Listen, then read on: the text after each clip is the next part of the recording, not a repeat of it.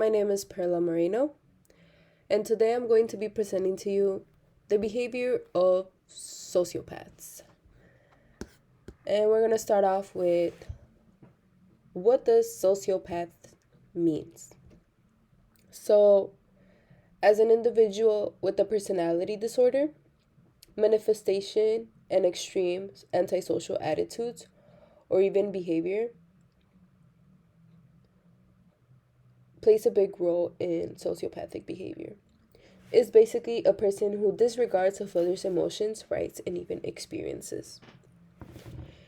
Sociopathic behavior can also be referred to or called as antisocial personality disorder by many medical professionals or even researchers. Some demographics that show a huge impact in the sociopathic behavior is, you may ask, who is impacted? So, according to researchers, any person can be a sociopath, but it is mostly based on nature and nurture. So, some aspects of nature will be referred to as the person's biology and genetic makeup. They play a huge influence in the making of a sociopath later in life.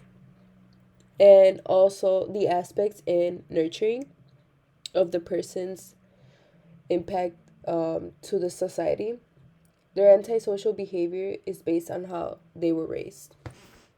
Basically, if a child grows up in a household where the influence of sociopathic behavior, even though they're not a sociopath, they could that factor could definitely influence this child to later on in their life be diagnosed as a sociopath or antisocial disorder, antisocial personality disorder.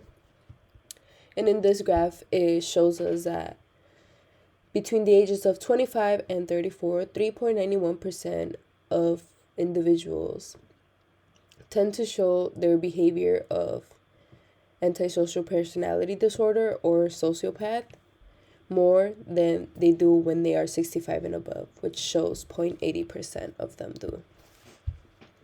And a brief history of sociopath behavior will be, my question is, who conducted the sociopathic behavior?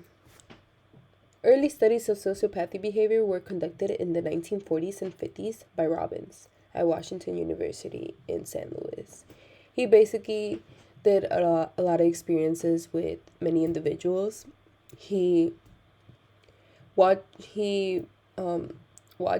their symptoms and their behavior on sociopathic, and he made a research on how to identify the sociopath behavior.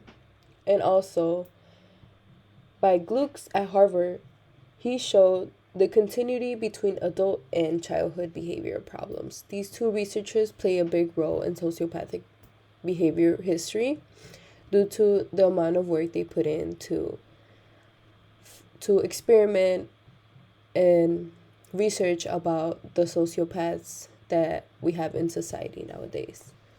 So you may ask, how long does it last? What it means is that how long does it last to be a sociopath? So being a sociopath may start when they are kids. They might be between the ages of 8 and 10. They tend to develop these characteristic traits now that they're learning, experiencing. And this might last their whole life. Like there's no known cure, but there are certain types of managing that these people can work on. And also, some of the symptoms and recognizable changes to an individually, main one will be the lack of empathy. These people don't feel for others. And another one will be the manipulative behavior. They tend to have power of others and making sure that it is their way. Also, another point will be the disregard of being right or wrong. These people tend to be selfish in a way.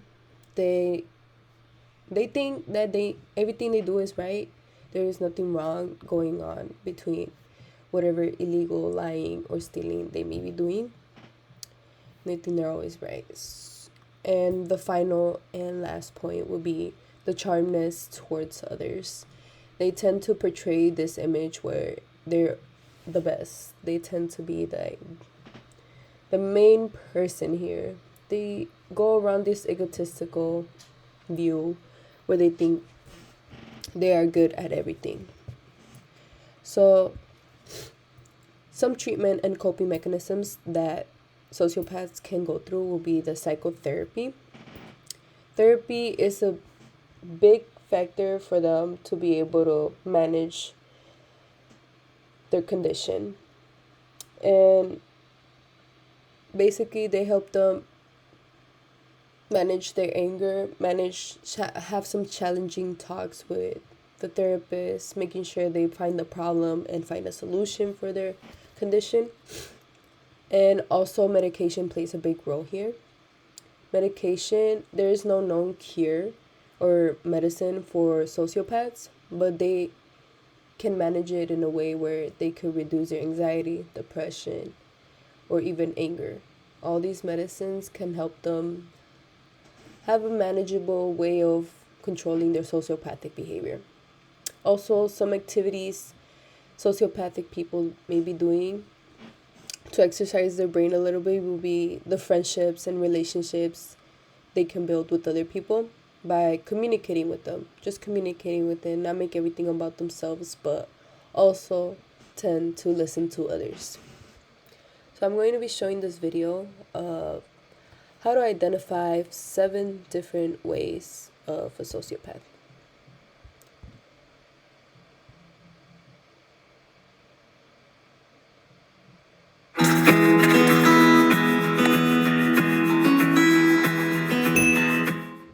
Hey Psych2Goers, welcome back to our channel.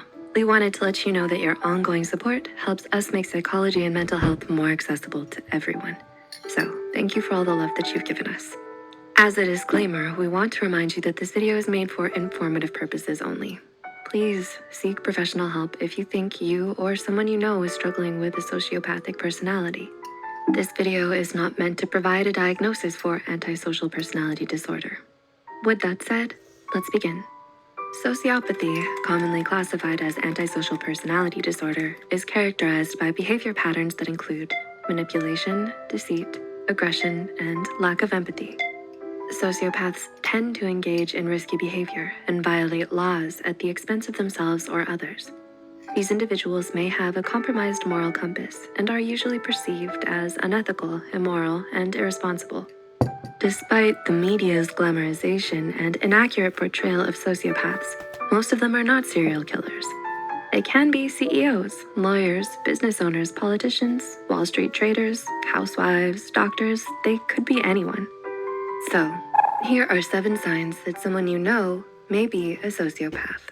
Number 1. Sociopaths lack empathy.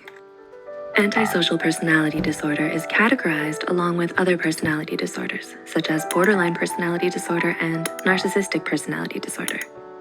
One defining trait is a lack of empathy.